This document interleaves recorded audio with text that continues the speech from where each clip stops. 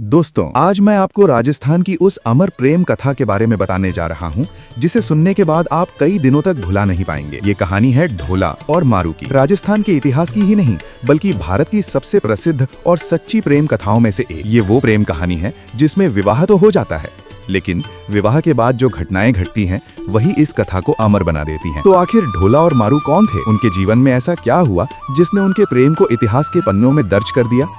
इन सवालों के जवाब जानने के लिए इस कहानी को अंत तक जरूर देखिएगा। दोस्तों, कहानी की शुरुआत होती है 11वीं शताब्दी के राजस्थान से। आज जिस क्षेत्र को हम बीकानेर के नाम से जानते हैं, उस समय उसे जांगल प्रदेश कहा जाता था।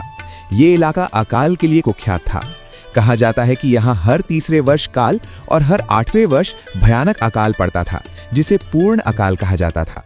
ऐसे समय में लोग अपने पशुओं के साथ हरियाली वाले इलाकों की ओर पलायन कर जाते थे।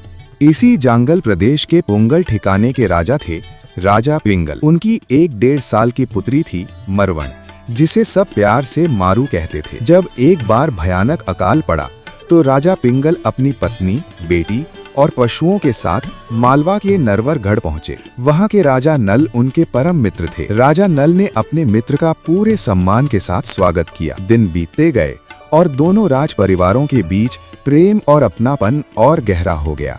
एक दिन राजा नल की नजर अपने 3 साल के पुत्र शालकुमार, जिसे सब ढोला कहते थे, पर पड़ी, जो राजा पिंगल की नन्ही बेटी मारू के साथ खेल रहा था। बस यहीं से इस अमर कथा की नींव रखी गई। राजा नल ने प्रस्ताव रखा कि क्यों न ढोला और मारू का विवाह कर दिया जाए, ताकि मित्रता रिश्तेदारी में बदल जाए। राजा पिंगल भी इस प्रस्ताव से अत्यंत प्रसन्न हुए और इस तरह 2.5 और 3 साल के बच्चों का बाल विवाह संपन्न हुआ। ये विवाह इतनी धूमधाम से हुआ कि कई दिनों तक भोज चलता रहा। क्योंकि विवाह बाल अवस्था में हुआ था, इसलिए मारू को ससुराल नहीं भेजा गया। राजा पिंगल मारू को पुंगल वापस ले आए। तय हुआ कि जब ढोला बड़ा होगा तब मुकलावा होगा और मारू को नरवर ले जाया जाएगा। समय बीतता गया, मारू जवान हो गई और उसे पता चला कि वो नरवरगढ़ के राजकुमार ढोला की पत्नी है। वो हर दिन ढोला की प्रतीक्षा करने लगी। इधर समय के साथ एक दुखद मोड़ आया।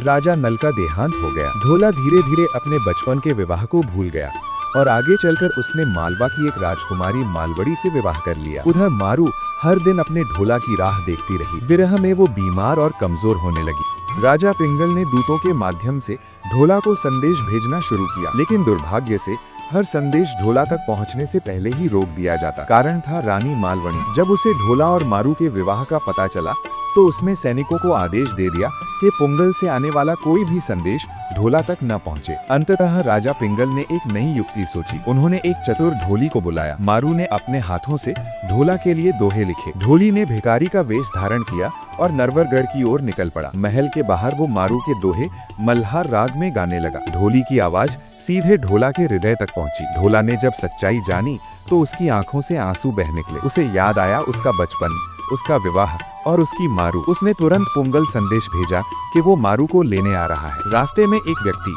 उमरा सुमरा, जो मारू को पाना चाहता था, ढोला को जहर मिली अफीम देने का षड्यंत्र रचता है, लेकिन ढोली समय रहते सच उजागर कर देता है। मारू बिना देर किए ढोला को अपने ऊंट पर बैठाती है और उसे मौत के मुंह से बचाकर नरवरगढ़ ले आती है।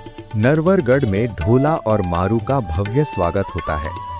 आखिरकार रानी मालवणी भी उनके प्रेम के आगे झुक जाती है और मारू को स्वीकार कर लेती है। ढोला दोनों रानियों के साथ सुखपूर्वक राज्य करता है। दोस्तों, यही है ढोला मारू की वो सच्ची प्रेम कहानी, जिसके गीत आज भी राजस्थान के गांव शहरों में गाए जाते हैं। आज भी जब कोई सुंदर प्रेमी जोड़ा दिखाई देता है तो लोग मुस्कुरा कर कहते हैं, ये तो बिल्कुल ढोला मारू है। अगर आपको ये कहानी पसंद आई हो तो वीडियो को लाइक करें, चैनल को सब्सक्राइब करें और ऐसी ही ऐतिहासिक प्रेम कथाओं के लिए हमारे साथ बने रहें।